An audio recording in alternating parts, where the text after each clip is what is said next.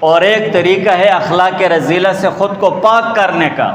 ہمارے معاشرے میں اگر کسی مومن مسلمان سے کوئی کوتاہی ہو جاتی ہے، انسان ہے، فرشتہ نہیں ہے، نفس شیطان لگا ہوا ہے، اگر اس سے کوئی کمی اور کوتاہی ہو جاتی ہے تو ہم کیا کرتے ہیں؟ سارے موبائل نکال کر اس کی ویڈیو بناتے ہیں، اسے شیئر کرتے ہیں، اس کو گالی گلوچ کرتے ہیں، اس کو برا بھلا کہتے ہیں، چاہے وہ ایک فرد ہوتا ہے، چاہے وہ ایک ادارہ ہوتا ہے، چاہے وہ ایک ملک ہوتا ہے۔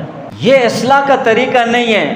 یہ تو قرآن اور حدیث سے بہت کوسوں دور نکل گئے ہم، کہ ہم نے ایک مومن مسلمان اور ایک مومن مسلمانوں کا مستند ادارہ، اس کو ہم نے اور بھی بدنام کر دیا ہے، بدنام سے بدتر کر دیا ہے، اور اس کو گناہوں کی عار دلانے لگ گئے ہیں، معاشرے میں اس کا معیار گر گیا ہے۔ یہ طریقہ نہیں ہے۔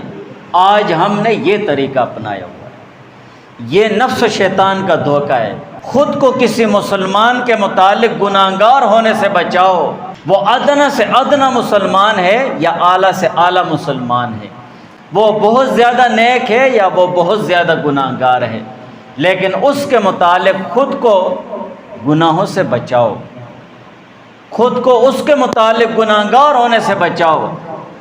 ایسے نہ ہو کہ تمہاری زبان اور تمہاری قلم اور تمہاری انگلیوں سے ایسے الفاظ اس کے متعلق نکل جائیں کہ کل قیامت کے دن اس کے لیے معافی کا ذریعہ بن جائیں اور تمہارے لیے پکڑ کا ذریعہ بن جائیں۔